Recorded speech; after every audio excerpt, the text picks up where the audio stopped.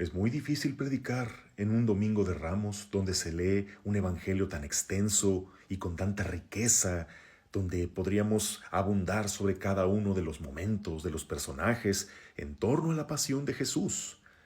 Por eso hoy quiero hablarles solamente de uno.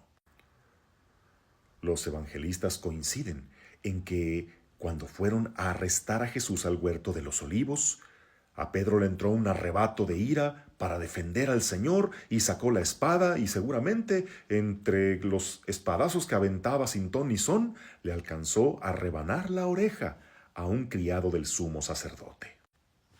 Pero solo San Lucas nos transmite este detalle, que Jesús tomó aquella oreja y se la curó, diríamos que se la volvió a pegar, después de reprender a Pedro y ordenarle que guarde esa espada, y que Jesús estaba completamente dispuesto a él libremente aceptar su destino, ese gesto misericordioso tan propio de San Lucas, de volverle a poner su oreja a aquel criado.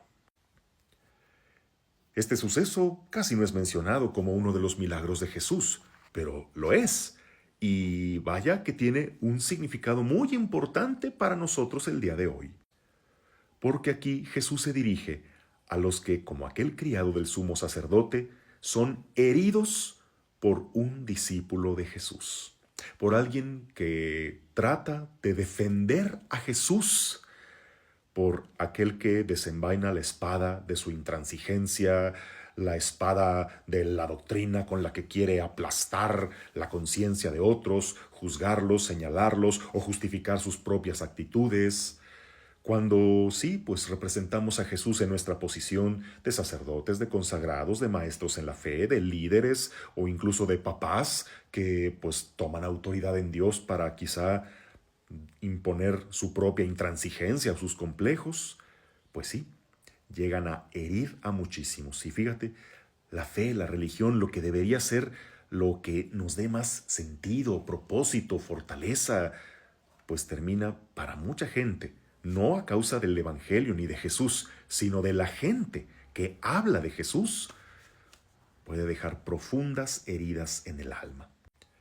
Heridas que a muchos los hicieron alejarse, tener un completo rechazo hacia todo lo referente a Dios, iglesia, religión, empezando por los papás, que quizás sí, muy religiosos, muy persinados, pero pues te pusieron tantos complejos, tantas culpas, incluso te infringían tantos castigos, querían imponerte la fe, pero a regañadientes, por la fuerza, solo con amenazas, infundiendo miedo.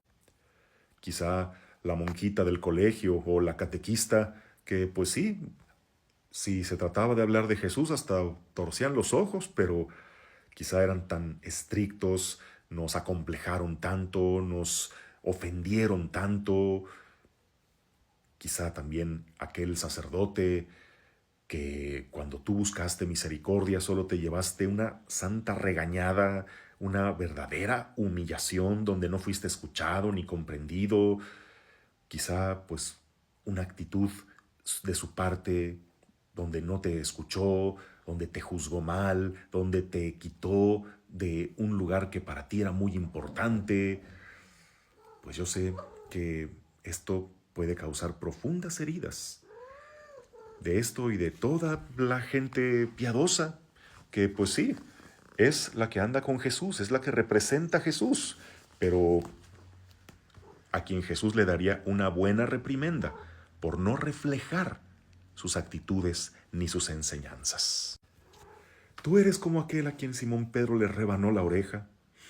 Pues tú que quizá te has alejado de Jesús por causa de la gente que defiende a Jesús, pues tendrás que encontrarte en algún punto del camino con el mismo Jesús que te abrazará, te ayudará a sanar esa herida, te ayudará a no limitarte a tu experiencia para creer que todos son así, o simplemente que tú sí puedes ser diferente, que quizá esa gente pues aprendió así, quizá tomó autoridad en Jesús y solo fue reflejo de su propia frustración o de sus malas intenciones o de sus propios complejos.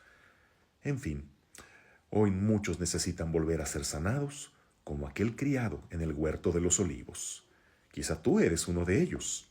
Acércate al Señor, que la gente falla, pero Jesús nunca falla, nunca decepciona.